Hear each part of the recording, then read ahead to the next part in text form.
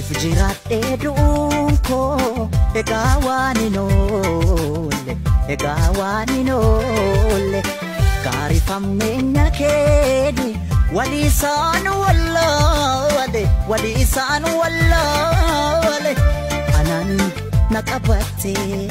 anan nakabate